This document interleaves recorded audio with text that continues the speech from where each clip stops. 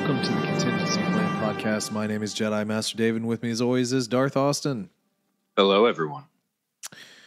Well, now, folks, we are back again, another week. We were not taken out for our review from last week. Got a lot of mean emails, though.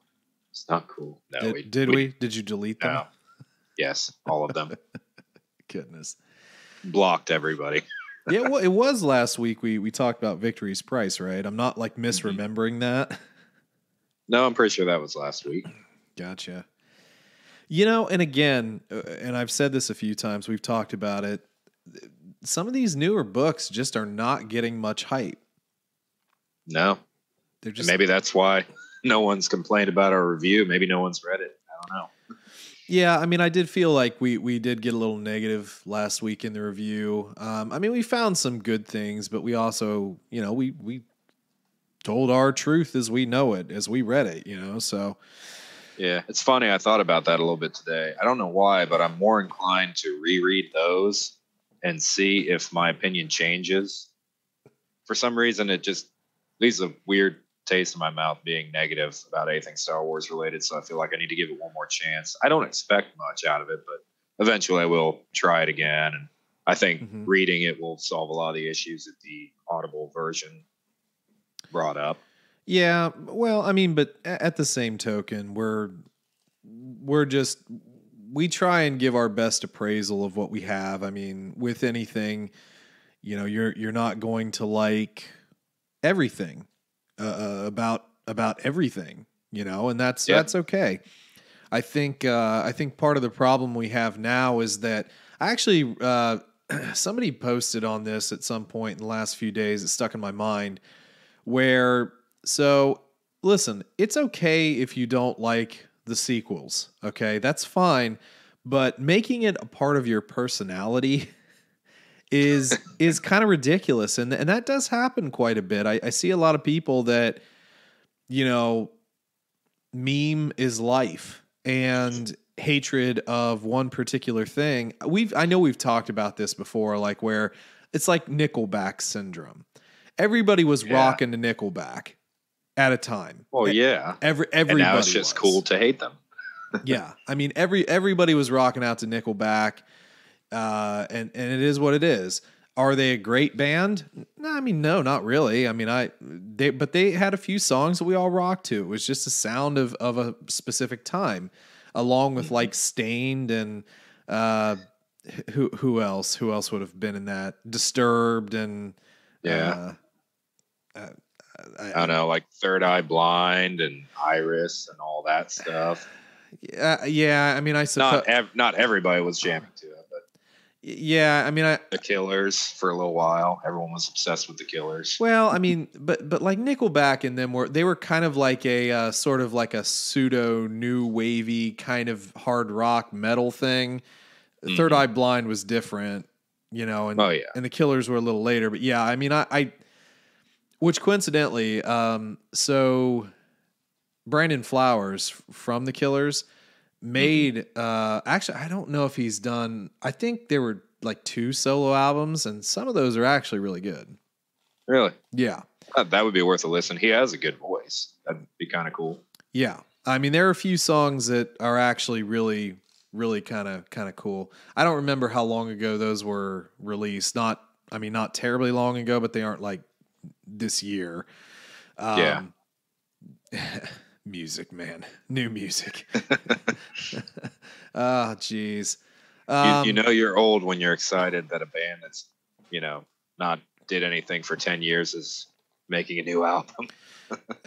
Well, yeah, I mean, this isn't obviously the music podcast, but during the whole pandemic thing, one of the people on my team came up with the idea to put together like a Spotify playlist with everybody's music in it. Oh God, that sounds like a mess. Well, I mean, it could have been, but I thought it was a pretty good idea. So, you know, I was like, yeah, sure. That's fine. That sounds like a decent enough idea. See if I can recall this. It's been a little while. Actually, yes, I can. Good. There it goes. Yeah, there was a lot of different stuff in here. Your Anyway, crew's mainly younger, right? some some young. I mean, like we're talking probably late 20s, early 30s. Some folks are in their 40s, and I think it might have a few people that are older than that. But it's a decent mix of age brackets. But yeah, it was such a mix. The the funny thing is there wasn't a lot of like new music either. It didn't. Really? Yeah. No, I mean, but like my couple that I put in there, I put in Going Away to College, Blink 182, because that was a special thing for like college. I mean, literally college. Love and Happiness by Al Green. I love Al Green. Mahogany Dread by a guy goes under His Golden Messenger. That's really kind of a neat song. New Rising Sun is Jimi Hendrix, and then Comfortably Numb from Pink Floyd. So those were like my little 5 additions to this particular list. Good and diverse. Yeah, also not new. Yeah. I do. I do find it kind of hard to get into a lot of newer music. Yeah, especially when you get into like rap, which everyone my age is still, I shouldn't say my age. Most of my friends are slightly younger than me. They're still into newer rap. And it's like, I have like 1 or 2 artists I still follow that are new, considered new. And other than that, I'm not into it anymore. Yeah, I was about to say that. I mean, the newest that I can probably name is like J. Cole and Kendrick Lamar. I mean, those are about the only ones that I really find. But I still go back to that time more than listen to new stuff. There's like one new artist I do like. His name's Tom McDonald. It's literally just him and his girlfriend, and he's a rapper? make all the music. Yeah, with the name Tom McDonald, I know. But yeah, they produce and write all their own stuff, make their own beats. They do good music, but you should actually look him up. He's entertaining, if nothing else. His face tattoos. Can't do it. Sorry. I know. I'm just kidding. No, he's not a mumble rapper though. Yeah, no, I think my issue is the mumble rapping, because I mean it's just like, well, I already can't listen to screamo, so if automatically I can't understand what you're saying, then it's Nirvana rap. Yeah. That's interesting. Yeah, never heard of him. I felt really good about myself, though. I did find one song from Billie Eilish that I liked.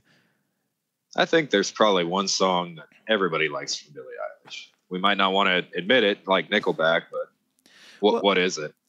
It's a good question. I don't remember. Is it Bad Guy? Is it Bad Guy? No, I can find it relatively quick because it's the only song. It would be the only song on here. It's called Lovely. It's like a duet with somebody else. Yeah. It's just got it's got a really nice, like, the progression through it is really nice. And I see what a lot of these folks do. Especially if they bring in something really nice and melodic. I can get behind that, but she is such a whisper singer sometimes. Yeah. Again, it's not necessarily always my style, but, and you know what? That song isn't even new either. It was like 2018, so I'm still behind. That's new enough. We'll count it. I'm sure that there's new stuff anymore, but like, not to be too boomerish, but I really did grow up in an era where we got our current music from the radio. Mm-hmm. I mean, it wasn't like a huge... And Saturday Night Live. I never watched Saturday Night Live. I mean, I knew some stuff, but I was never that person to watch that on TV. Really? I did not know that. No, I mean, I had some what would you call those, like, best of certain people DVDs back in the day, but no, I never really cared about television all that much. I mean, when we watched TV, what did we really watch? We played games together. I didn't really sit down and watch TV all that much. If it was, I usually had my headphones on. I was listening to music.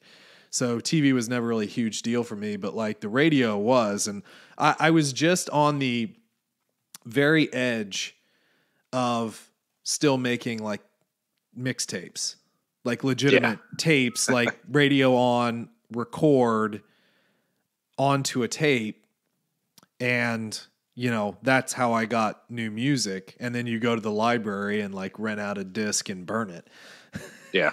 I did a lot of that. Yeah. Highly illegal stuff. Well, but in all seriousness though, yeah, I mean, I was still kind of a part of that particular, the very, very tail end, very tail end of that.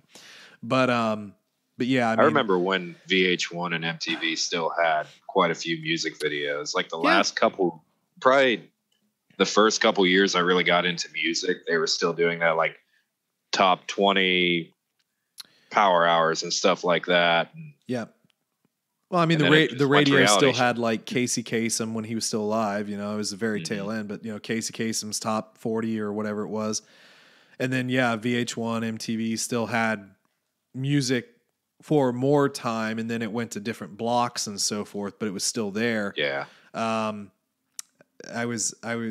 actually had another thought that I kind of forgot because I'm all old and decrepit and so forth, and I can't think of things. But yeah, I remember. So when iTunes came out, they did like 2 or 3 free songs of the week, and I remember like waiting for that to drop and like hit them down, because some of it was good, some of it was bad, but some of it was also good.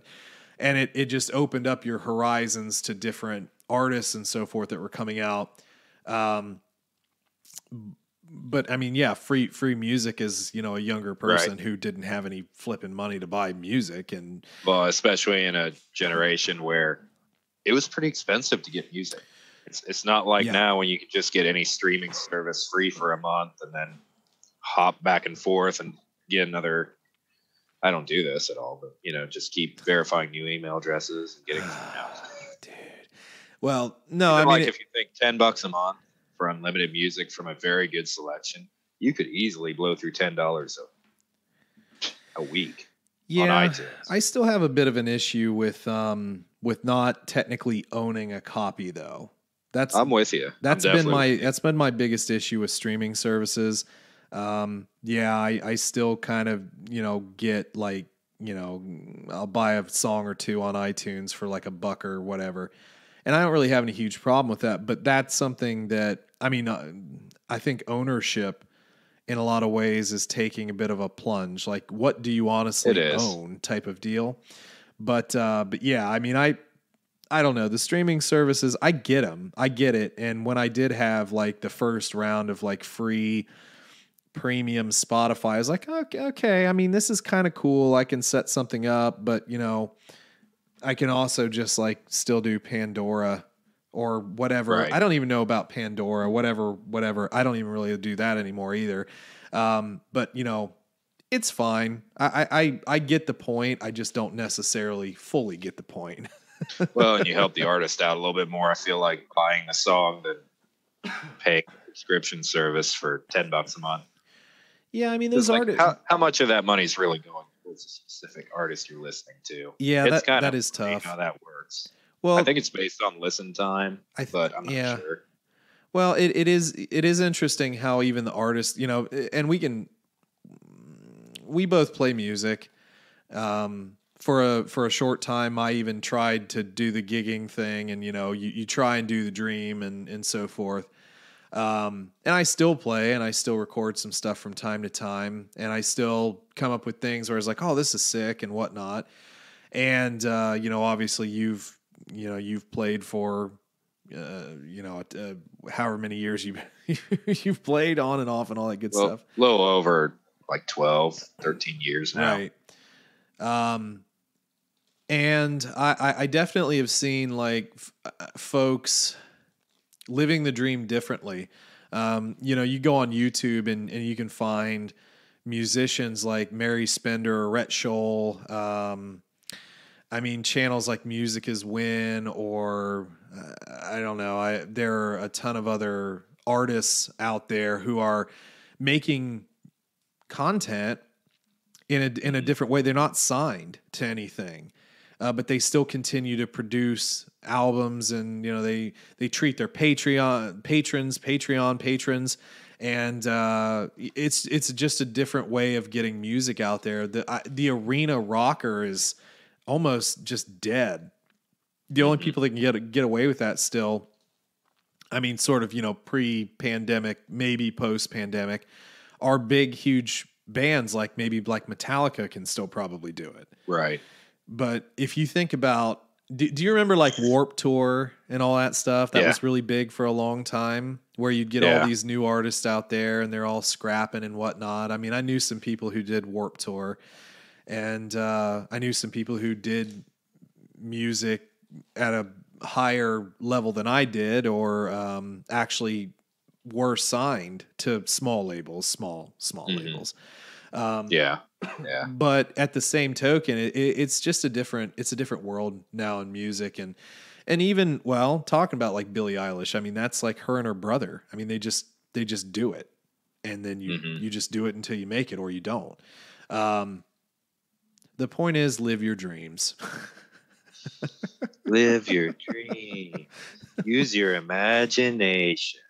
Yeah, it's just wild what the internet can accomplish if you do it right. But there are so many pitfalls to social media and the internet. Did we mention that we don't really do that much? Have we mentioned that enough? I just feel like if I started get heavy into Twitter and all that, I was more active in our channel and got my own page, I feel like one day we'd be recording and I would just come on and my voice would be like 10 tones lower and I'd just be so evil inside. I just feel like Twitter would ruin me, honestly. Yeah, Twitter's not a great place. I guess the only one that I think has any sort of real positivity still might be Instagram. Maybe. But even then there's a lot of bads, especially, and weirdly enough, especially with the folks who do like weightlifting, personal training, bodybuilding. Those people get like hammered by people who have never done anything in their life. If you show I know one person who does a lot of lifting videos, and she does like I don't want to say unorthodox, but like things that most of like the boomer class they don't lift like that. Like a lot of her deadlifts are just not like the traditional, hey, this is how I did it in high school gym class or some crap like that.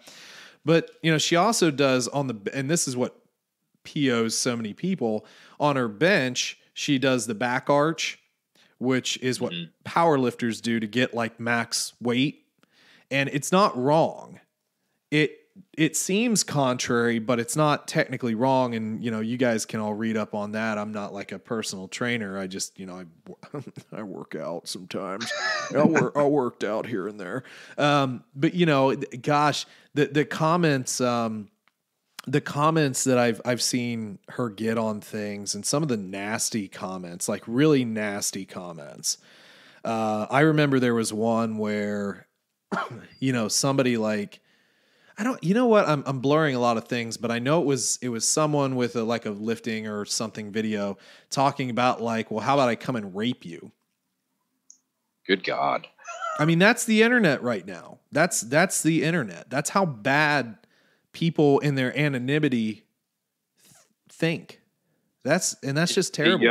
It almost makes you wonder what's worse, if the person actually means it, or if they just think this is the most entertaining thing they could be doing, is I don't know, saying these terrible things.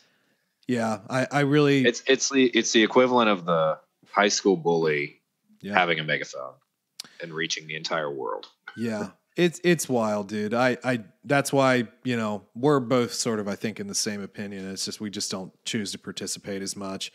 Like I said, I post our episodes, and there are a lot of nice people out there. And there are some great people in the Star Wars community on Twitter. There's some great people, on Facebook and so forth. Which coincidentally, I think I looked at Facebook statistics. We have a couple new likes on the Facebook page, which was actually kind of funny. It's like it's weird. We don't do anything. These are not my friends or your friends, so they must be people that listen. It's amazing.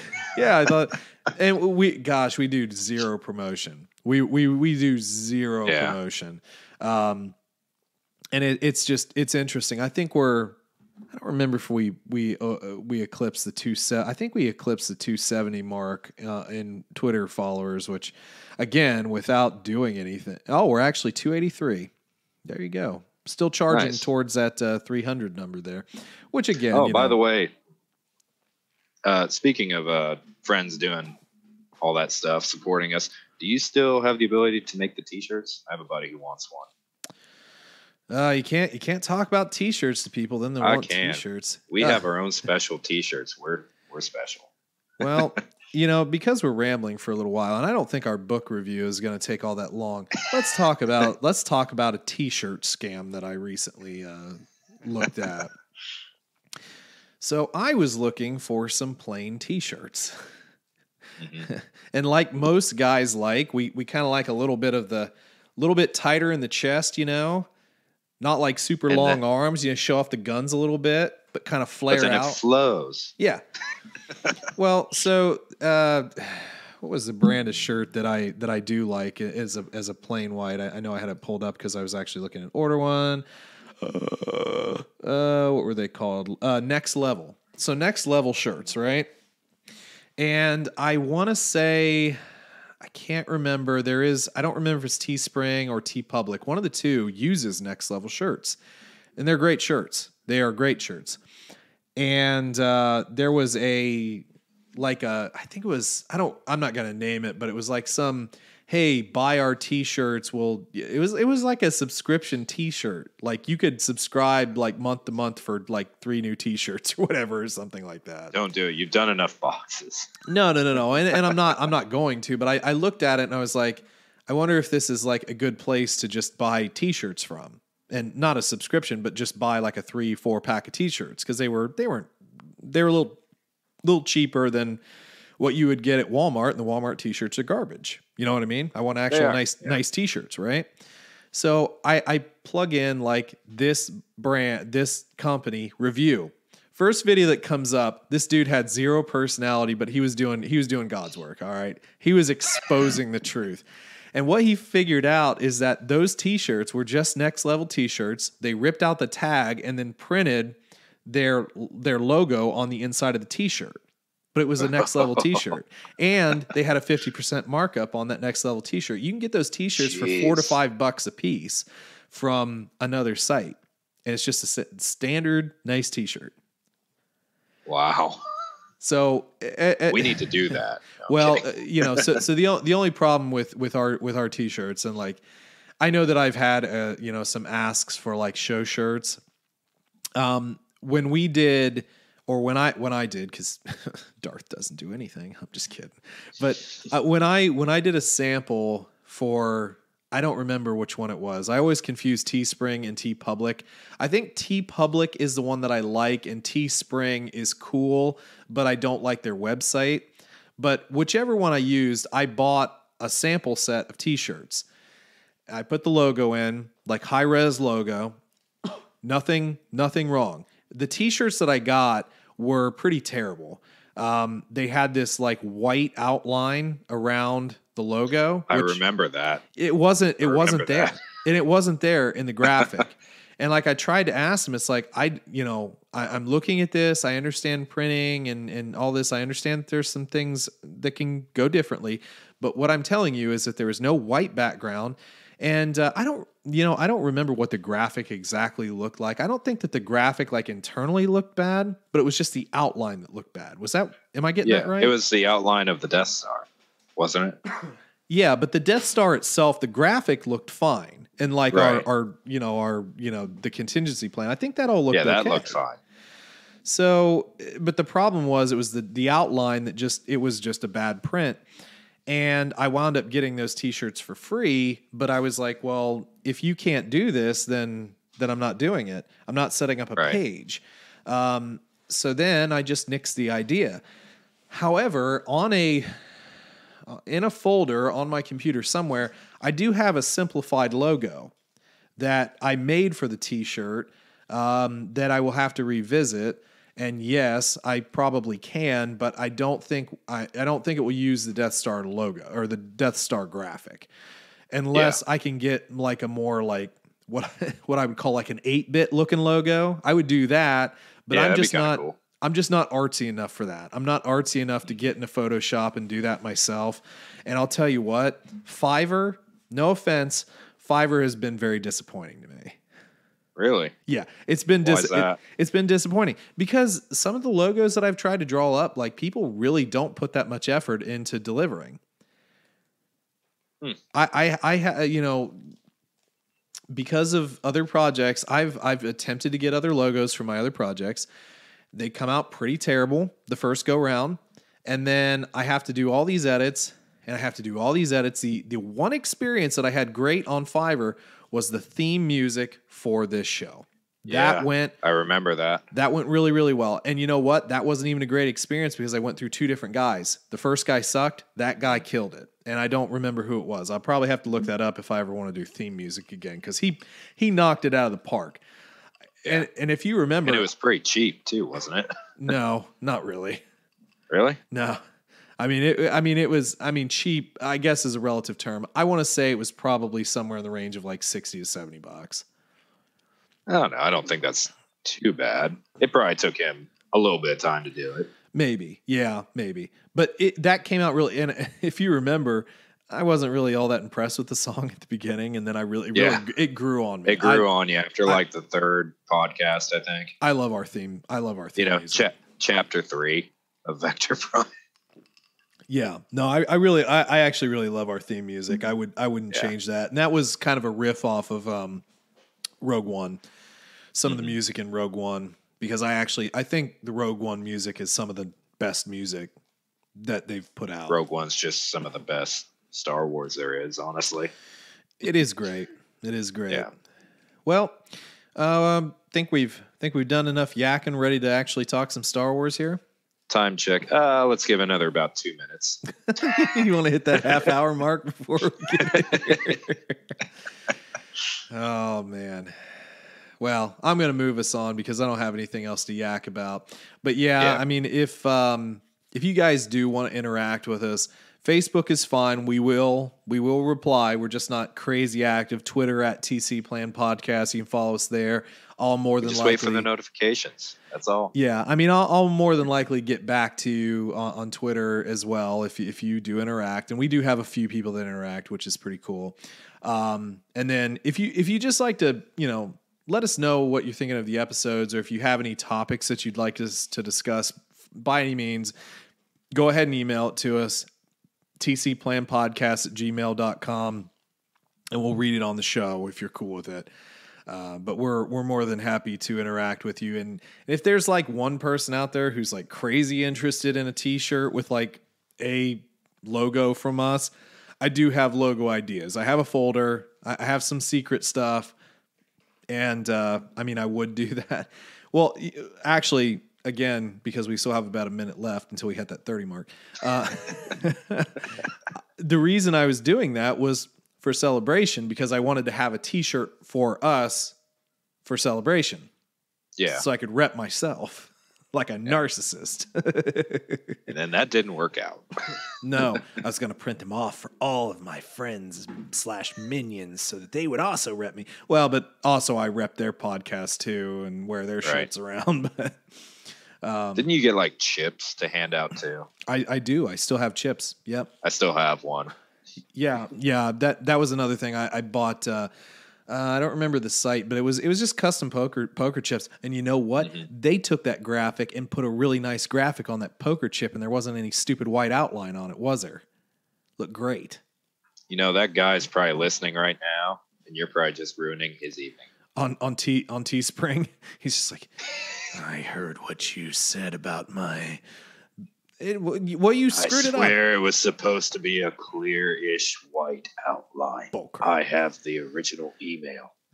Yeah, but no, yeah, I bought the chips. Well, okay, so 2019 Celebration Chicago, that's what a lot of people were doing. I mean, I went home with so much like random cards Merch. and stuff from people's podcasts, and I was like, well, a poker chip, and it had a QR code on the back that if you scanned it, it took you to our Podbean page.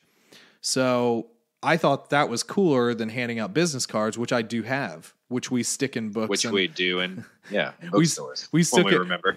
We stick in random books and half price books. Hey, listening to our podcast is super cool. One of these days, I'm just gonna start putting them in the most random books that have nothing to do with Star Wars, like the old crappy romance novels section, Some single mother. manga and anime. Well, maybe I should listen to these boys. This isn't uwu. All right, let's go ahead and rock on into our book here. So we still want to do new Jedi Order stuff, and we are back into new Jedi Order this week with Balance Point. And Balance Point is super appropriate because now we're balancing into what I think is the better part of this series. Yeah, it is. Like we're going to start better writers and better stories. Yeah, we're just going to start getting into the books that I remember a little bit better and that I actually really, really enjoy. And one thing just real quick here. So for those of you who maybe have this book, you can still buy them. I mean, I think that they still have them like, paperback versions available on like Amazon or whatever. And of course you can find. I just got this from our half price for like $2. Right. And that's the other thing too. I mean, obviously they're out there. But the cover for this, I think, is actually kind of interesting. So they have a great Leia and a kind of Han. Yeah. I mean, it's not bad, but it's like, if you remember our last book, The Agents of Chaos 2, like that Han was really bad. Yeah. This is just kind of a half attempt at Han, and it looks like he's just staring at Anakin right now, by the way. Just mad face from book 3 and 4. I don't know. It's not bad, but it's like, it's just not 100% Harrison Ford. Yeah. You know what I mean? And then you have T-Pose guy. Come at me, bro. Tell me, what is it with T-Pose guy? Who is the T-Pose guy? We may never know. He's probably facing off against Bane or something like that. I don't know. So let me see here. I think I have the briefest of... okay. So I'm going to go ahead and just do this inside flap deal. If you're okay with that, I'll read through this real quick. Yeah. Get you a little bit of a synopsis into this. 333 pages. Mm-hmm. You can Kathy get Tyers, by the way, is the author. Yeah, good call. Audible audiobook is available. It is abridged, as we've said for all of these. And it's as Darth pointed out before we started recording, this is the shortest audiobook I think we've had to this point. What did I say? 310 hours? 3 hours 10 minutes, I believe it was. Something like that. Yeah. So very, very pretty short. But again, unabridged or abridged, so that means you are missing some things, but I think we found that you're actually not missing that much. You're missing a lot of fluff with this series, truthfully. There's some things abridged is terrible, but I don't feel like we've missed much. I've read a few of the books that we've done abridged. It's not that big of a deal. Yeah, so if you just want to run through the abridged audiobook, honestly, you're going to get the essence of the story. But again, these books are still pretty readily available on the used market and sometimes on the new market. So if you want to read them, build your collection, please do. I still have my existing collection from back in the day. Yeah. So I'm just collecting first edition hardcovers. Yeah, which is very difficult to find. Well, it kind of can be, at least around here. Except for Vector. There's plenty of Vector. Plenty of Vector That's crimes. the only one. Why? I don't know. And I think in one of the half price, there's still like a couple of volumes that were signed by authors, but to like one guy. Yeah, so it's completely useless to have. I'm not a signature chaser, but sometimes it's kind of cool. But if it's made out to somebody specific, it's like, well, but I don't want it because it's not mine. Unless you're lucky enough to find one with your name in it, but that'd be sick. It never happens. That'd be like a Twilight Zone episode.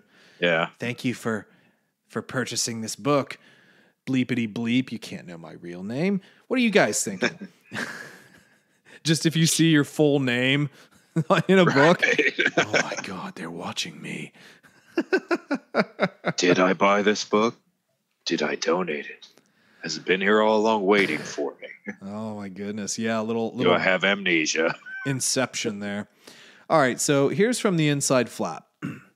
There's no place to channel the flood of refugees fleeing the murderous Yuuzhan Vong, but the overcrowded planet Duro, poisoned by centuries of technological excess.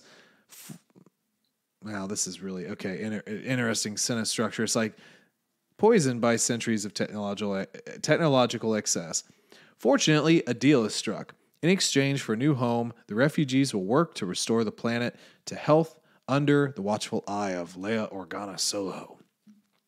While tempers flare between the Duros and the New Republic, Han Solo, his son Jason, and the Ren called Droma arrive to keep the peace.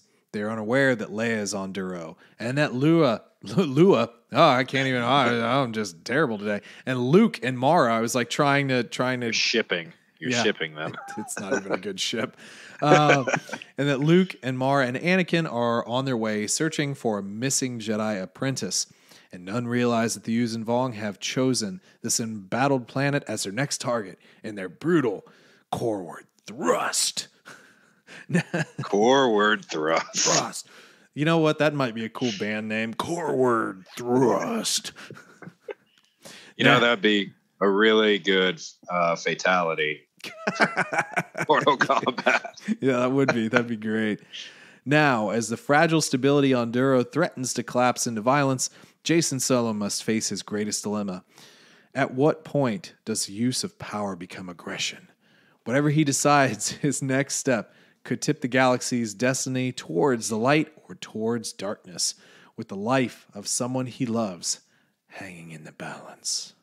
Because he's just that important. Yes, one very self-important individual. All right. So, I do think that this book was pretty interesting. We get the whole crew. We're having the whole crew in this one, and in a lot of our previous books, they were all passing each other. Yeah. And now we get some more intersection, which I think is kind of neat. And we get a decent amount of Mara, which is always nice. Yes. Yeah, for sure. We're going to have to, jump into some other series that are a little bit more Mara-centric at some point. Because I've got a couple of the Mara books. You gave me one, I have another. Yeah. So I'd love to do that. Yeah, we'll get into those at some point. Sick character. She is present here, but through this series, there's a little bit of an impedance with her character, and we'll get to that as we kind of go through here. And obviously, prior she was sick. Yeah. Well, we kind of start this book on not a great note. Jaina is off with Rogue Squadron, battling the Yuuzhan Vong planet Kalarba. And poor Sparky. R.I.P. Sparky. Sparky the Astromech. Sparky. I don't, it was kind of wrapped up a little bit here, but she was too close to a ship that exploded, one of her comrades.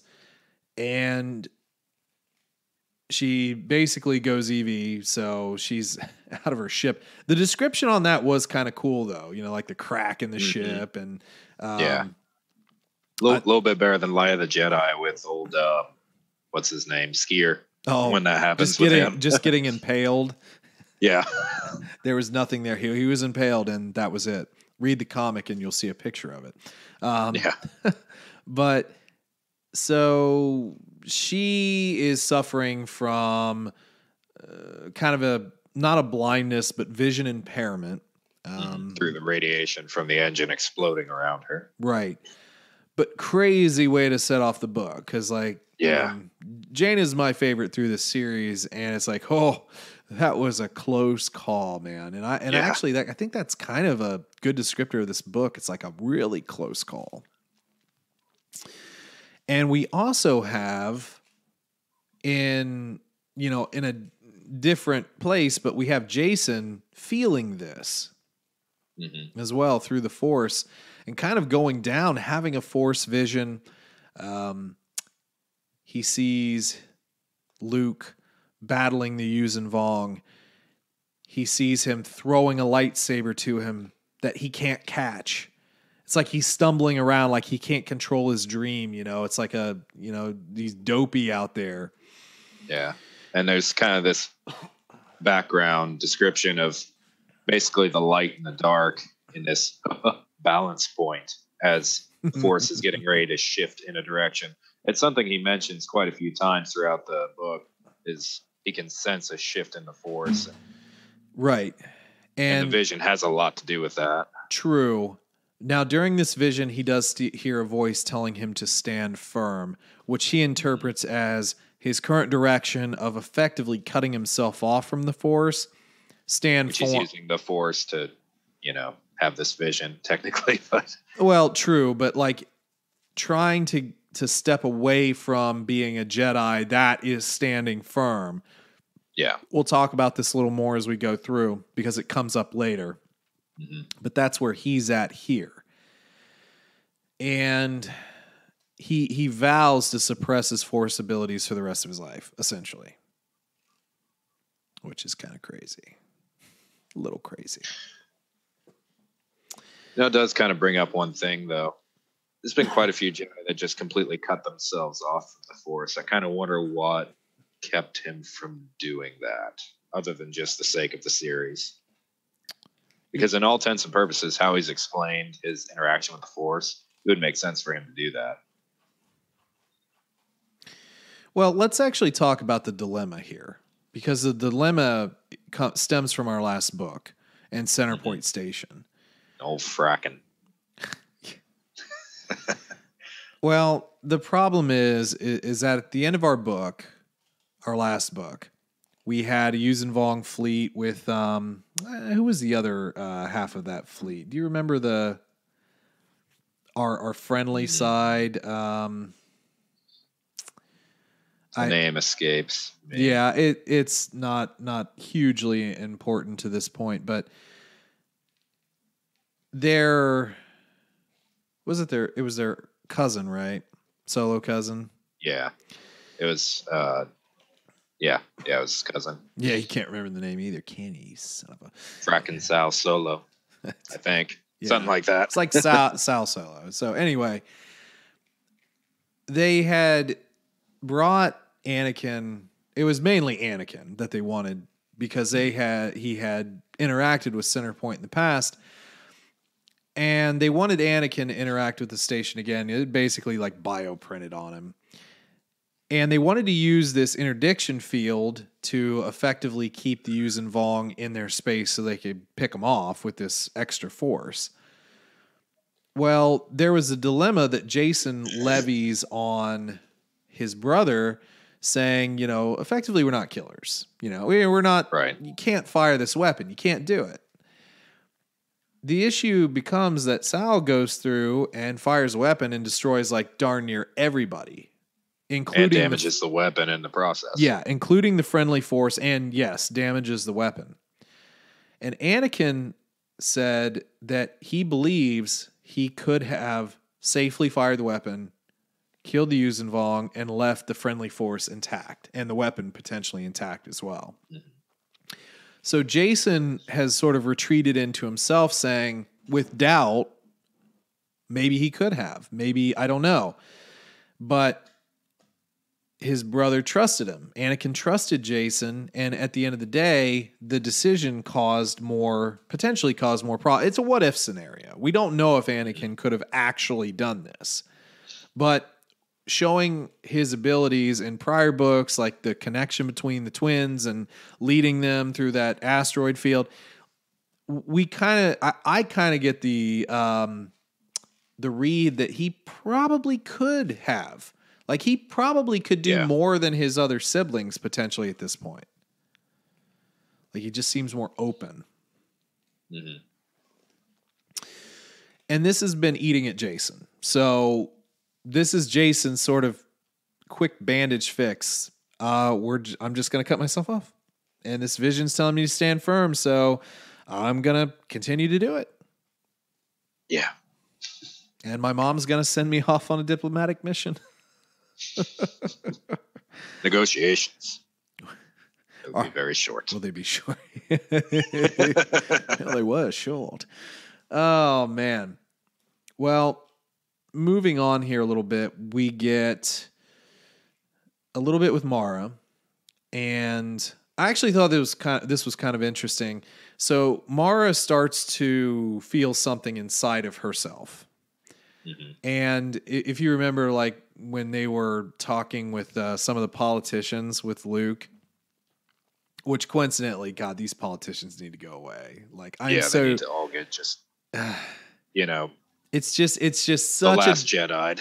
It's such a deterrent against like this galactic government. Like, one day we're going to have to talk more in depth about the flaws, the continued flaws in every single galactic government we find here. Canon, non-canon, it doesn't matter. It just never works, man. Never works, does it? Well, Mara discovers that she is pregnant. Mm-hmm. And what I thought was super interesting about this is she's looking inside herself and she's like, "Oh, it's a cluster. It's a tumor. It's a tumor. The cells are multiplying much faster than my own." So what's she gonna do? Is she just gonna force? She's gonna force Zappa. So Jedi restrict its blood flow. Jedi cannot get cancer. Jedi cannot have like tumors. And that's essentially what we're saying. But then that kind of brings up a question: has there been any Jedi that just died from a sickness that they could have easily cured? I mean, force heal's always been a thing, but we never really think about force heal, I guess, do we? Not really, but I mean, this is like internal medicine. This isn't just like just transferring force essence or like meditative healing. I mean, this is like she's gonna like scalpel off some tumors, This is just something you don't get in the movies. Something I love about books. They just come up with the most ridiculous force powers. Have you ever played that or seen what was that game called? It's like a really derpy computer doctor game where you're like with the mouse and you're crap. What is that? I've seen it. I've watched it be played, but I haven't. Dang, I don't know what it's called. I can't remember. They did a pretty decent update of it here in the past couple of years, but anyway, it's like Surgeon Simulator. That's what it's called, Surgeon Simulator. I just imagine like you see Mara like she's meditating and then all of a sudden you get like a and then inside of her is just like this little hand just wiggling around her intestines and stuff. Oh, don't need this spleen. I just imagine Surgeon Simulator. Baby Ben Skywalker. Oh my God. It would, but I do think that was interesting. So potentially we are saying that the Jedi could never have some issue with a blood-related issue of any kind, tumors, any sort of metastasization of any. They wouldn't potentially have any issues. Which kind of just goes back to how terrible this disease was she had, that she could not deal with it. Right. And she probably would have learned quite a bit in the attempt to try and deal with it, I'm sure. So it makes sense that she would be hypersensitive to any changes in her body. She'd be watching out for anything going on. She's still got some tears left, but not much. So she's worried. Do the Jedi get the flu? I think we're just asking too many questions and need to move on. Well, I'm just saying, it's like, how do viruses work for Jedi? I don't know, man. It's kind of an interesting medicinal thing. But yeah, you just kind of use the Force and grab every every single, whatever you would call them, and just like throw them out of your body all at once. Just heap them all together. Yeah. Every little antibody, everything that's attacking you. There's some beefy antibodies. All right. So Mara is pregnant, and she shares this with Luke, and I like Luke's reactions in this book. He's just excited. Yeah, but he's intensely. You can just tell how much he loves her, and the relationship that they have. But even with that, we even get points in here where Mara is privy, and a lot of people are privy just to the power that Luke has, and the power that his emotions can put you in mind of. Even during Jason's vision, when he saw Luke surrounded by the darkness displayed by the Yuuzhan Vong, but he was such a strong and intimidating light. Mm-hmm. And this is the thing that I think a lot of people who, maybe grew up in the EU miss about current Luke, because this was Luke. He was the epitome of the light. He was strong and intimidating. There was like nothing he couldn't do. He was like a flippin' superhero, And obviously, he was the first one to learn how to use the Force against beings that just aren't interactive with the Force whatsoever. I mean, it's ridiculous to think about. Yeah. But I mean, obviously Luke was older in the sequels, and we get that, and he was beat down, by potential failures. But again, sometimes you really like to see the guy win. And that's why people are so excited about The Mandalorian, when he just comes slashing through and beating all these robots that, But we still get potentially see a different side of Luke, this side of Luke. Yeah. But he is just the essence of light at this point. And, even despite going up against these enemies in Jason's vision, he's still, and his uncle even catches him in the vision too. He's constantly there. Like there's nothing too big for Master Luke. Right. And sometimes you need that. You need that Steven Seagal just throat punching, bad 80s bad guys over and over again. Sometimes you need to win. Mm-hmm. You need that. Yeah. You need that unassailable win. And that is what Luke in much of the EU was. Now, granted, you take the good, you take the bad. You have to have light in order to have darkness, or darkness to have light, and vice versa. We even get into that a little bit here too. But again, just having a full strength Luke is such a fun thing to see. Let's see here. Now, there are some concerns that Mara has with the sickness that she had. And here's another thing. She talks about only having a few more tears left, so she's not 100%. It's right. Like she's had to use this multiple times, essentially. Yeah, so it makes you wonder about how virulent this virus is, and if it's still there. I mean, and we really don't get into that anymore. I mean, that's not really. They say that, and then that's it. They don't think about it anymore. Yeah, I mean, it's like, will she ever be 100%? Is there any possibility that she could ever be 100% again? You know what I mean? Right. But she does worry about this child. Will this child somehow be, like tainted or corrupted? Mm-hmm. And that's heavy, man. That's heavy for a parent to think about that. Well, that could bring a lot of different things to light. Yeah, it's a short book. Let's just get into something. For Force sensitives, and I kind of have always wondered if this is the reason why the Jedi don't believe in, forming attachments and having children. Can you potentially corrupt your child as you're carrying them if you're going through enough terrible things as a Jedi? Think about what maybe. Yeah, think about all the terrible things that Mara's going through, all the death and destruction she's around, the pain she feels. Could she somehow corrupt her son in the womb, just transferring all that hatred? Maybe, yeah. And maybe that's why the Jedi just completely are against forming attachment, because they don't want their own breeding Sith, essentially. Yeah, I mean, I get that. I don't really think that that's the reason why. I mean, I think that I think it's more a fear thing of attachment and loss than anything else. But yeah, it is an interesting sort of thing. But it does then kind of cast a bit of a disparagement on Leia's pregnancy for like canon for Ben. Did the potential evils of her father and all of the things that she went through in the rebellion, and then even afterwards when she would have been carrying Ben, trying to help this burgeoning sort of like government get off the ground, did some of that contribute, or is that even a thing? You know what I mean? But it is interesting, the whole leech effect. And could that go for non-force sensitive too? Like, was he able to leech any of Han's negative emotions as well? Yeah. I kind of, I don't know. It's an interesting thought, though. I don't necessarily put too much into it, but it is definitely an interesting thought. Let's see here. So just as far as a little bit more of the plot here, we do realize that some of the shipments to this little colony are not making it there.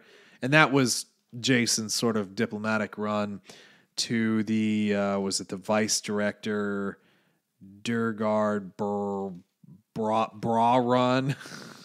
Bra run. Bra run. Bruh. And Luke and Mara and Anakin are also here too. Now they're. Do you remember who they were masquerading as? Because they had some disguises here.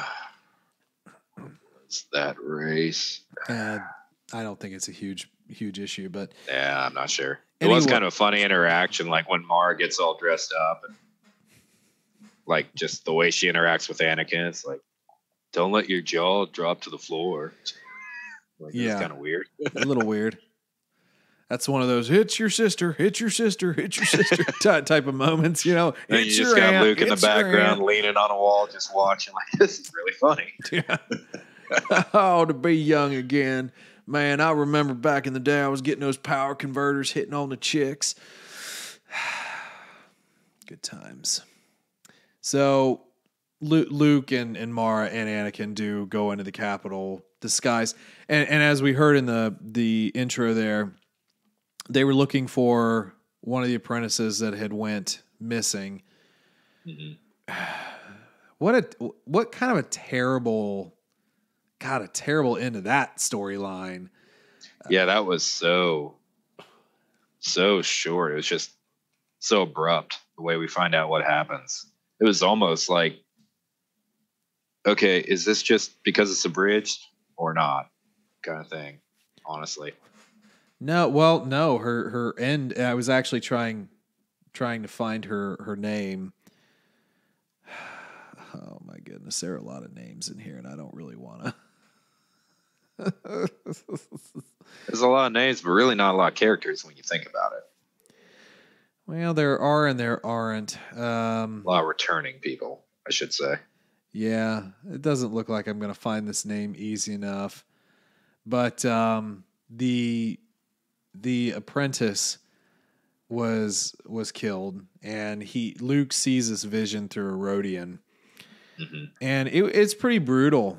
Because it was, if I remember the description, it was like, they were like rolling a bloody body out of an airlock or something like that, wasn't it? Yeah. And you could tell from the wounds that the death didn't come quickly. Yeah. And there is a strange kind of air of like sacrificing for the greater good. It's not just doing good, it's sacrifice. There's a lot about sacrifice here as opposed to just doing good. Luke takes a lot of this on his own shoulders. I mean, he blames himself in a way for this girl's death because he's the one that asked all of these Jedi to make the ultimate sacrifice, if need be, for the galaxy, and it weighs very heavily on him. Yeah, exactly, and that's the crux of the matter. He's the master, he is the the person effectively handing out a lot of the marching orders. I mean, not everybody, obviously. You know, we have our sort of roguey Kip Durans out there, but in the grander scheme of things, yeah, it is much more on Luke's shoulders, and that's, you know, I mean, it is kind of a part of leadership, though, if you really think about it. And I don't know, man. I just think it's difficult. I think it's really difficult to get through a lot of that without loss. Yeah. And by the way, speaking of old Kip, we actually get an acknowledgement of his past that we haven't gotten before this point. We have a little conversation between Rhonda and Jason, and Rhonda brings up Kip, and Jason just like clenches his fist. It's like, I know that you like him, but he did kill millions of people. I really don't think he's that great of a Jedi. I did find Rhonda's just like, he was just young. It's not a big deal. Yeah. I did find the name of the apprentice, though. Thryne Vey. That's an interesting one. I'm probably not pronouncing that very well. And her master was Thracina Lobi. I think that's the thing that was most weird. We didn't even get, you know, a page where they go to her and tell her about it. It's like, it's gonna really suck when we have to tell her about that. Yeah, that's right. I don't think I remember them having any of that, which is too bad. However, I think we're gonna hear more about Lobi here, Master Lobi, at some point down the road. So we'll hopefully. I mean, I know that she's in some other stuff. Obviously, Apprentice isn't. But yeah. So we also learn that our director here is kind of a bad dude. Yeah. They've been infiltrated here, and he is sort of a part of that kind of like sympathizer movement. Mm-hmm. And the plan is to get Jason to the Yuuzhan Vong, because the Yuuzhan Vong want Jedi so that they can learn about the Jedi. They actually do have a sizable amount of fear. This is their greatest enemy here, is the Jedi. Mm-hmm. And they target Jason. I think they target Jason for a few reasons. One, because they think he's a coward. He ran from Coruscant. They find him to be a coward. They won't even say his name in the early parts here. His name isn't even worthy of being said because he's a coward. And in their culture, they can't abide that. And that you would mention Rhonda, who is our resident Hutt. Our nice Hutt, kind of. Kind of, yeah. Interesting Hutt, different Hutt. Yeah. He's going through here trying to bargain for the Hutts for Tatooine. They just want a planet to be left alone on. Mm-hmm. Doing this for Borga. And he's able to get a message off to the Hutts to get to the Yuuzhan Vong. And then the Yuuzhan Vong, there's an infiltrator in our midst, and they get him a Villip. Now, the interesting thing about Rhonda, though, is that instantaneously upon making a deal to get Jason to them, realizes this is a big mistake. Should have never done it. I have to make good, which is odd for a Hutt.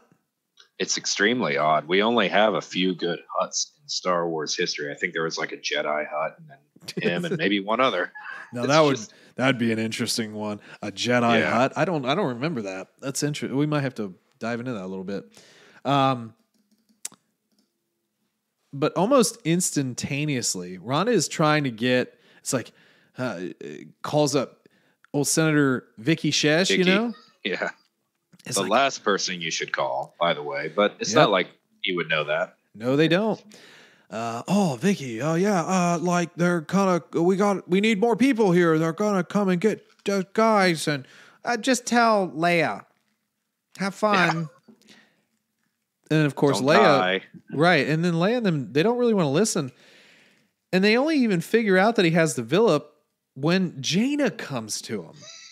Yeah, gives him a little smack around. What are you doing with that, huh? What are you doing with it? It's like a comedy sketch, or like what was the Rudolph with the prospector, with the abominable snowman. It's like, get out of here, you bumbo. That's all I can imagine. She's just like smacking him around a little bit. She's like, give me that Philip. What are you doing with that stupid Philip? Just a couple smacks here and there. That kind of helps with that image too. What was that? The way that it's read inaudible, that kind of helps with that image too. It's like, oh yeah, I really believe you. Oh man. So Jaina does take the Villip, and man, Rhonda just seems like the goose is cooked, but actually does come up a little bit here later, and we'll get to that. Now, one other thing that I thought was kind of interesting is we did have someone come to Jason to effectively give him a speeder. Someone who had knew him before. It's like, you won't remember me, but here's a speeder. You're probably going to have to leave pretty quick. So there are other people in the midst here that know that there's something wrong. Well, eventually they do book it out, get back. But as soon as they get back to their mother, they're being attacked. The Yuuzhan Vong are here. And, they're in some pretty dire straits. We get a lot of mining as well. A lot of underground stuff. But before that even happens, we got to talk about the imposter. Who's that Pokemon? It's Nom Anor. Yeah. You probably don't remember the name of the person he was impersonating, do you? I think I saw that in the synopsis. Let me just look for that. Yeah, we are the most. We're always prepared. We're the most prepared podcast with all it's the a names. lot to remember. So many names. We're bad at regular names. This is just like our crux. We cannot improve in this category. No, we never will. We never will.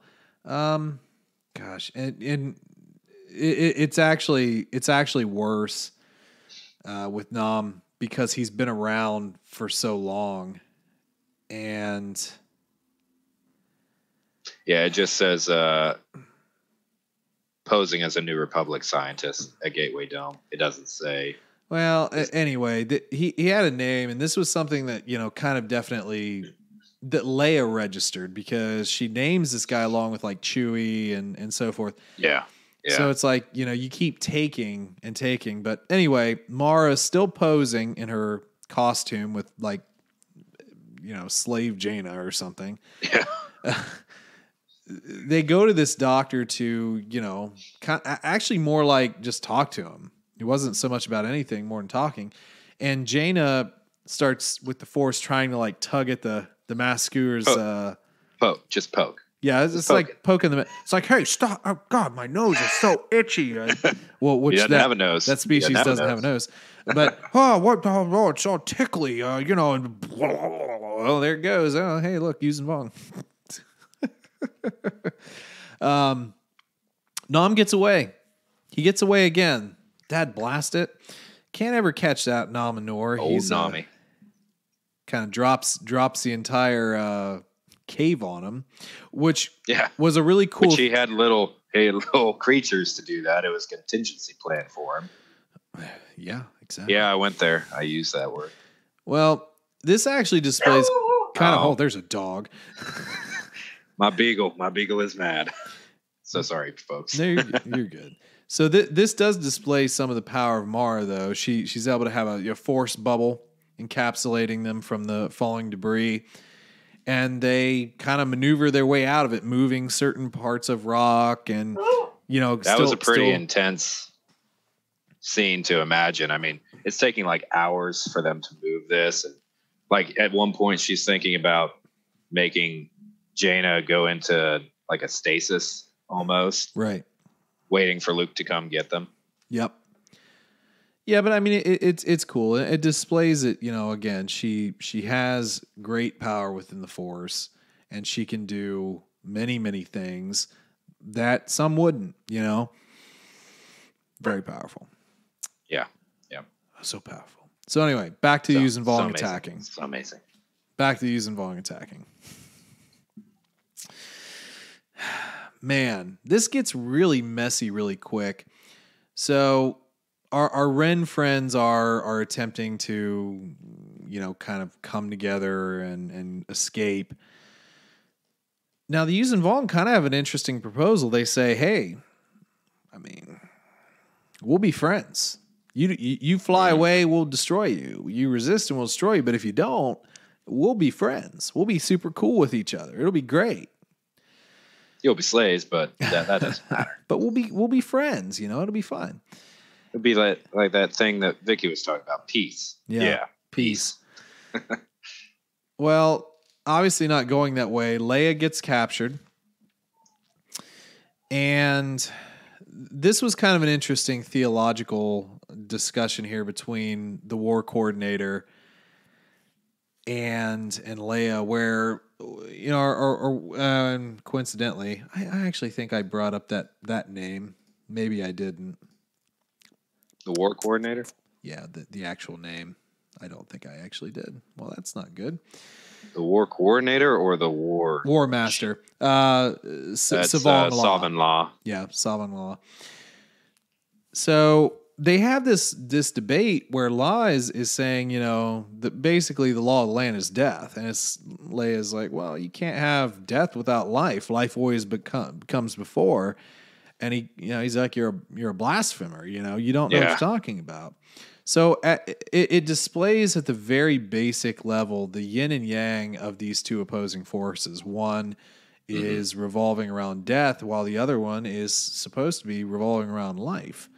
And which wins out? Because in all honesty, death does normally win out. I mean, at the end, we all die. But you live. You live life. But you live through the Force, even after death, in a way. I mean, if you're cool like Qui-Gon Jinn. Or Leia. Or Anakin. Or Luke. Or in some cases, literally all Yoda. The Jedi of certain eras. Whoever we wanted to speak to Rey on Exegol. It's fun. It's funny. It's like they kind of have taken Force Ghost, and it's almost like an anime arc where, like, at the beginning, only the most powerful can use this ultimate technique. And then, like, a season later, everyone's using this ultimate technique, and it's not important anymore.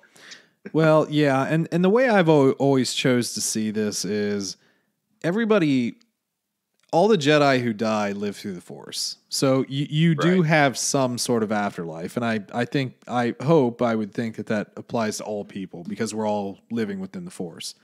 Mm-hmm. It's a select few that are able to then project themselves past that sort of mortal veil and be seen in our sort of reality. So I think at that point it takes either the training, the knowledge, or the connection and power with the Force. Or again, if we need them to talk to Rey on Exegol. And then it just kind of becomes like when all the ships come in. It's like, let's just every ship that's ever been made in Star Wars. We might have some duplicates because of the way we're doing this, but no one's going to see it. It's too much of a that was pretty cool. I did like cool. The way they did that. But anyway, so the War Master is, you can tell there was some impatience there with Leia because Leia does make sense. I mean, she's a diplomat. She's a smart person. They do, however, like directly call her out as a Jedi. She's like, well, I'm not really a Jedi. I mean, not really. Not enough for you to kill me. Yeah, don't kill me or anything. And I was just totally attacking you with a lightsaber, but I'm not Jedi. I'm not a Jedi. Yes, and we see Leia's lightsaber here. Well, we don't see it. We read about it. And while all this is going on, the Yuuzhan Vong do have a nice little death pit going on, which is the same thing that they did on Ramamul with all the droids and everything. This is just kind of how they do their thing. But now also, we got people. Yeah, they're also throwing people in the pit. Yeah. Droid in the pit. You in the pit. But I don't want to go in the pit. In the pit. Now this is also along where, you know, the Yuuzhan Vong do kind of forget about little things like, oh, this is Leia's office. Yeah. Let's just put her in the coat closet. Nothing will happen here. And you just ruled her as a Jedi. You just pointed her out as a Jedi. And it's like, well, nothing. Put her in the closet with Rhonda. Oh, yeah, Rhonda's there. That's pretty sick. Yeah, give her a cellmate. That'll help. Yeah. Well, Leia is able to reach out. How's Rhonda fitting in that closet, by the way? It's a big closet. Apparently. A lot of shoes. Maybe some mops. She's well paid. But she is able to reach out to the Force. You know, Jason has already made a decision to come and help her. While Jaina, you know, is kind of trying to alert everybody. Which she's still blind, by the way. Just pointing it out. I mean, you know, still slightly blind. Just mostly blind. Still being BA. Yeah, and doesn't really get pointed out as a hindrance because she's still able to feel everything through the Force, which is pretty sick. Mm-hmm. If only Jiren would have been a little bit more in the Force. Who knows? He might have been. Jiren was a cool character too. So we do have a couple of escape attempts, which I think are kind of funny. Well, not funny, a little more tragic, but anyway, dark humor. Rhonda actually attempts to lead sort of escape attempt number 1. And this is a hut that it's so odd. Rhonda actually kind of tries to help Leia escape as a payment for what he had did. Because, like, it's odd. He knows that bargaining her child was the wrong thing to do. He knew it. He's almost fighting his inner hut. Yeah, his own nature. It's just so odd. It's odd to me to think that this hut is like has a conscience. You know, could you think of Jabba trying to save anybody? Geez, if you think it's odd for you, think about Leia. She's had much worse experience with huts than we have. Very true. Well, Rhonda is unfortunately killed by La's priestess, Vecta, I think. Mm-hmm. And then he's taken to the kitchen. Yeah. Yeah. We're having slug tonight. Doesn't get taken to the kitchen now. Some stuff happens, you know. Well, Jason to the rescue, I guess. Jason. And this is kind of where we have the intersection of his vision and reality, where stand firm meant nothing to do with his previous interpretation. And this, I think, is a problem that Jason has. His interpretation of the Force and his visions is knee-jerk, and he doesn't know how to truly interpret these things yet, because this voice telling him to stand firm is more against the storm. He doesn't even know what he's really standing for, so how can he know what to stand firm for? True. And this is a part where Jason and La kind of they have a duel essentially, and Jason is able to defeat him. Doesn't kill him, but he does defeat him with chairs. Yeah, he knocks him out of the window. It's throwing office furniture. Stop it! What? Stop that! No, fight me for real. Now stop it! And then out the window you go. But it is cool. I mean, he moves the desk at him, traps him with the desk for a bit, and he's right back in the Force. He's right back here. His connection is still strong. He just needed to know what standing firm is, and I think the essence of stand firm is believe in yourself, stand with the Force. Yeah, and I mean, obviously we already kind of know what happens throughout these books, but you could interpret that vision many ways, but I think for me, what makes sense is, so in this vision, we're not really seeing necessarily Luke and a Yuuzhan Vong fighting. That's just how he interprets it in his own mind. Yeah. What we're really seeing is the inner turmoil of his light and dark sides fighting. The light side trying to reach out a hand by throwing him the lightsaber and saying, stand firm in the Force.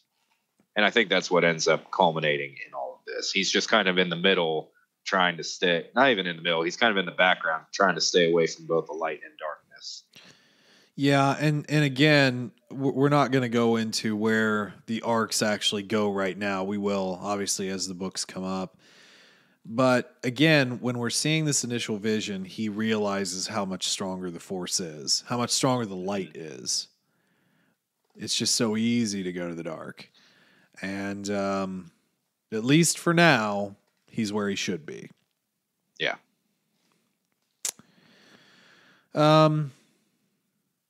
After this, I mean, we have the sacrifice of the survivors, by the Vong. Law survives the fall, but he broke his foot. The Vong also have the capability to broadcast on the New Republic frequencies, which is bad for propaganda. Mm-hmm. And the Gokus. They're using the Gokus. Yeah.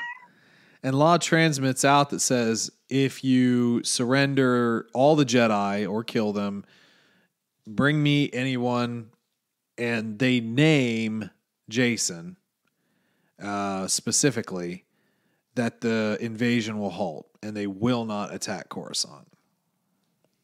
Which is cute. Yeah. If anyone believes that. But again, I mean, these are tactics. Give me these things and I will eliminate, I will stop. We'll stop. This is what we want. Of course, that's not true. But there are a lot of people that are turning against the Republic, people that had benefited from the Republic, but because the Republic always fails to truly build itself the right way, to truly have a moral code, to really look at how much they've failed with the Rin. They've completely failed that entire species. Yeah, exactly. But I mean, just to help when help is needed, and to stop worrying about ruling everything. Just help, be a force of good, because they can never get that right. And they turn too much to this governing body that becomes corrupt because they can never, it's just too big. You can't rule a galaxy. And that's the thing. Yeah. The only way we found to truly rule a galaxy was what Emperor Palpatine did under an iron fist. I mean, the High Republic had this idealistic building phase, but there is always somebody bad out in this galaxy to try and ruin it. And if you're not strong enough to overcome those dark aspects of things, this is what you get. Mm-hmm. Every time. It's what you get every time. And it's disheartening because the people that probably could have done the most, they're casually always thrown to the side. And in my opinion, that's Leia. Who should have been Chancellor through all this? Leia Organa. No doubt about it. Not Mon Mothma, not anyone else. Leia Organa, I think, with the caveat that Leia actually has the power to act. Right. Yeah, and I mean, they literally pit the Yuuzhan Vong against the worst possible group ruling the galaxy at the time. It almost takes away from how powerful the Yuuzhan Vong are, but it also makes you wonder, would Palpatine have had this much trouble with the Yuuzhan Vong? Do you think he would have? Well, I mean, that's an interesting thought. Palpatine had much more powerful weapons. Granted, I don't think the Death Star is particularly impressive against that. But say if you had like more of the weapons from the sequel trilogy, then yeah, I could see that. But even then, I don't know. I don't know. I think that the Empire was a lot more controlled. Mm-hmm. So I don't know. That's an interesting question. I'm not sure about that. Not That'd sure. be worth a video someday, just analyzing that. Yeah, I mean, I feel like at the first, because the Yuuzhan Vong probed into the galaxy, I feel like the Emperor would have just blasted him to Kingdom Come. Yeah, Sacrificed planets and just destroyed. Well, yeah, that too, for that matter. Yeah, I don't think Ramamul or any of these, but I don't think it would have been an issue for him as much. Not saying that that's good, but I'm just saying that I don't know, man. I think if the Yuuzhan Vong brought, well, because at the beginning they were kind of timid. They were sussing things out. They were trying to figure out that they had to get a base. No, I don't know. I don't think the Emperor would have had as much trouble. I just think the Republic's always been in such a disarray, and they fail to trust the Jedi. And even then, the Jedi maybe aren't fully trustworthy either. But there again, there's always an issue, and I think it's an issue in real life too, where good people don't always get in positions where they can do the most good because there's always a game. Because I would say maybe sometimes because they're good people and they're just not willing to do what it takes to get that power to actually make a difference in some situations. Well, unfortunately, it's the fundamental. Politics is one of those things. Well, it's the fundamental drive for power. Good people generally don't want power; they just want to do good. Having power is actually more of a falsity because at the end you all die in your bed, man. What is the pursuit? Or getting thrown down a reactor shaft. Very true. Hey, but you have clones. It's fine. Yeah. But yeah, I mean, the pursuit of power is an illogical fallacy. I mean, it's something that the human race has a big problem with, but it doesn't actually get you any closer to absolution. Everybody will die in the same manner. Well, they'll die the same way. It's the manner in which you die. You can't cheat. You can't cheat death, which is kind of an interesting part of the Yuuzhan Vong. They understand that you can't cheat death, so they almost live for death. It's not really kind of like Vikings in a way when you think about it. Kind of, yeah. It's the type of death that they receive that's important to them, not whether or not they're going to die. Yeah, I remember a lot of Vikings trying to, detach their limbs for crab claws and stuff like that. Yeah, for sure. Yeah, I remember that. Remember? You remember? We've been doing a lot of remembering today, which is kind of funny. But yeah, it's tough, and we're still in for it, man. We talk about the balancing point, but it feels further over the ledge, man. It feels like we're really falling down the chasm at this point. The Yuuzhan Vong are continuing to make inroads. And it almost feels sort of like the resistance from the sequel trilogies, like they're dwindling. The numbers are dwindling and planets are sort of turning against the Republic. And the Republic itself isn't being helpful. They're not really being helpful. And right now, the bigger issue is that there's still a Republic. In the sequels, the Republic was destroyed. The planets were destroyed. Right. Right now, there is still a Republic, but they're still not doing it. They're still not doing enough or anything in some cases. It just feels like Leia and her children and Luke and Mara and Han just legitimately out there fighting their own private war. Yeah, and it ultimately makes all these victories seem a bit hollow. Like let's just kind of jump. Well, let's just kind of jump into near the end of this book. I mean, it's kind of it's weird. Like the way that they portray this battle, it's almost like a sitcom in a way. Like the jokes they're making and everything. Oh, what's his count up to? You better watch that kid. He might be a good candidate for Rogue Squadron. Yeah. It's just like, okay, you're winning, but you're really not winning anything in this battle whatsoever. I mean, there are so many people dying around you, being sacrificed around you. And it's just the way it ends is kind of weird. It's like we're supposed to feel good about what happened, and nothing good really happened. Yeah. Other than just a defeat of a guy who's just going to come back 10 times stronger next time. Well, I mean, the issue here is the New Republic didn't win. The planet was taken. Survivors were killed. The New Republic, the Solos and Skywalkers. That I mean, the Republic was able to save some refugees, but yeah, I mean, basically, the Yuuzhan Vong won again, and they're continuing to make inroads. They wanted this planet so that they could, launch further into the core planets. I mean, this is like this is their sort of final push to the middle. I don't know, man. I mean, it's obviously not looking good. If you talk about balance point, it seems like that's been tipped in the Yuuzhan Vong's favor, pretty heavily. So yeah, that's kind of the end of our book here. Anything else that you specifically want to bring up, or should we go to ratings? I think we're ready to go to ratings. All right. Well, out of 5, actually, you know what? I wonder what this book has gotten ratings wise, or if we can look at a book from, what was it, 2000, 2001? 2000. Let's see here. Well, Amazon,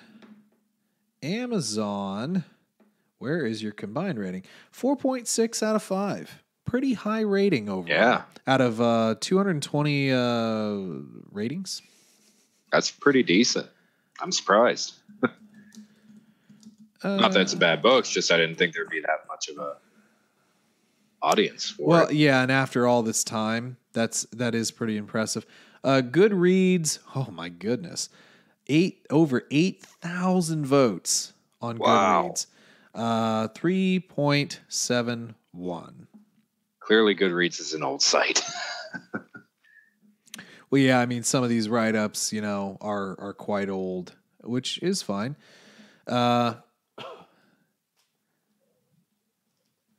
There must have been a lot of really good early reviews, or maybe these are like top reviews, or I don't know how this filter is going, but Goodreads seems to be pretty brutal on some of their ratings. Let me actually see the details so we can get some breakdown. I don't know. I think I actually like using Goodreads for ratings a little bit more than others, if I'm being honest with you. Okay, so 25%. Or about 2,100 were 5-star, 32%, 2,600 were 4, 32% again were 3, 6% were 2-star reviews, 547, and 2% were 1-star, 242. So, not a terrible bottom half there, but certainly a bottom half ratings as it goes. So I don't know. I think that's probably a little bit more indicative of sort of what I'm thinking. But yeah, let's go ahead and give our ratings out of 5. What do you got? Well, I'm gonna probably rate this book a little higher than I should. There's something about it. I mean, the ending leaves a lot to be desired. I mean, like we said, it's kind of a hollow victory, but that kind of is building up to the next book. I understand that, but it's just the way that they handle it is a bit odd to me. Like, everything's exciting and they're doing well as people are falling into a pit of lava, but it's fine. We get some great interactions with Jason and Mara, and we finally get Jason back on the right path, which is nice, and he's going to be a little less of a jerk about it, hopefully, in the future. So I'm going to give this book a 4.2 out of 5. Okay. I was actually just kind of reading some of these reviews. This one stood out to me. He's got a Revan avatar, but let's continue the trend of 2020 sucking. Balance point sucks. It's like, okay, first and foremost, you do understand that this wasn't written in 2020, correct? I mean, you're about 20 years late. Not to mention this book wouldn't be made in 2020. I thought that was That was funny. Yeah, a lot of I don't know. There is quite a bit of negative. I think the biggest complaint is people were just saying it was bland. You know, it didn't really have anything super impactful, I guess. So here's the thing. This is a very long book series. And I think that there are a lot of book series that obviously didn't go on this long. And there was one reviewer in here that kind of, I think he was a 3-star review and basically said something to the effect, it's like it's another chess move in a long game. Well, right. I mean, this is the equivalent of not Light of the Jedi, but the High Republic. I mean, it's a big, massive new, EP, and not every one of them is going to be a hard hitter. They're just going to be a little bit of lore building here and there. Well, I think the only difference is this was done in a different way. The High Republic obviously has several books, but they're not moving as much. They have to punch a lot harder now because people don't have the patience. And I can clearly see that a lot of these bad reviews that were done in the last, say, 5 years are kind of indicative of how people want media to go, which is much quicker. And this series is not quick. I mean, now it's like 17 books. Yeah, you are getting beaten down. It's 19. 19? Yeah. I think the official was 19. But the issue is that consistently you are being beaten down by a vastly superior enemy. Beaten and beaten and beaten and beaten and beaten. And then, I mean, I think what people are trying to get to the point here is like, where do we turn the corner? Like, where's the corner turn point? And I think that the title of the book is deceiving. I think people see the title of this book and say, oh, it's a balance point, which means it's a turning point, right? No. Well, I would hope not in a series that's that many books that we're going to start winning halfway through and it takes that long to win. No, I mean, and there's so many different facets to this series. I mean, what might be the balance point for one character might have nothing to do with the war whatsoever. Yeah. Yeah. So I don't know. And I do see some comments here. I'm still just scrolling through a lot of these. God, there's just one where Leia cuts all her hair off. Oh yeah, it was. We didn't even mention that. Yeah, the decom where some people lost their hair. Oh no. But it's difficult. But there are a few other comments here that, Jason being this kind of wishy-washy character. It's like, but I imagine that a lot of people don't know what's going to happen with him. Right. And they don't understand the arc. This is very burn. Yeah, this is very classic old school storytelling. This isn't Netflix, Stranger Things, here's 8 episodes, go screw you and have fun. Right. It is a very slow burn. It's almost like comics or anime. You just have one more issue, one more episode, one more book. But the nice thing about that is you tend to care about the characters a hell of a lot more. And you can see why they make the decisions they make for the most part. Because you can analyze everything that's led up to that point. Instead of like an 8-episode series that they ran out of time. They've got to make them think this way. We can't explain why. It's just how they are now. Yeah. But again, I just reading comments, I think that the Jason dilemma really isn't hitting very well with people, but it is what it is. I think people will look back a little bit and kind of understand as you go along. So, as far as a rating for me, I can't really give this like a crazy high rating, but I do think it's been better than some of our other books that we've had here. It really does cement a lot of things when you really, really think through it. But yeah, I mean, it does kind of feel like a bit of a filler in between something bigger that's going to happen. It was another Yuuzhan Vong win. It was another Republic loss, and you know, you still have a lot of unsolidified characters because they're kids. You know, Yeah. Han and Leia and Luke and Mara, they're all the same. The kids they haven't solidified themselves. They're still kids. So for me, I think this book, I was actually going to put it like right at like a 3.9. I don't necessarily think it's quite in the 4s, but it's close enough.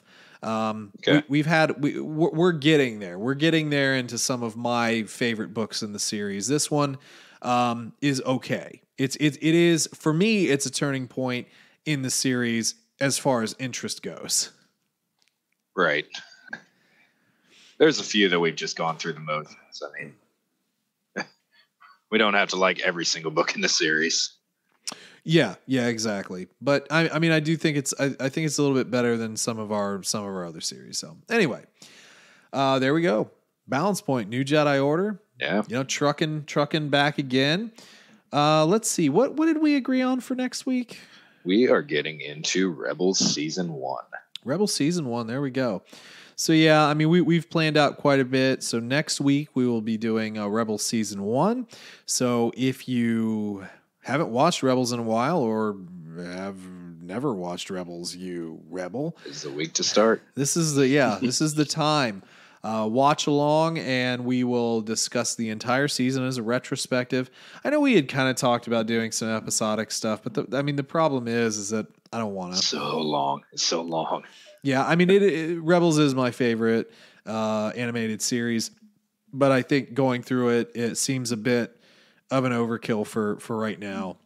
Mm-hmm. But we'll go through our favorite moments of that. And again, we'll keep trucking. We've got we'll be going through Dr. Aphra comic, getting back into Aftermath, another New Jedi Order, more Rebels. You know, Thrawn will be the new Thrawn book, Greater Good, will be coming up before we know it. And so a lot of content coming up here. Hopefully, you guys are enjoying. Again, hit us up on all the social medias. Email us, tcplanpodcast@gmail.com. Let us know what you're thinking. Any theories, thoughts, anything you'd like read on the podcast, hit us up. We'll be more than happy to discuss. I think that's it for me. You guys have a great rest of your week. And as always, may the Force be with you.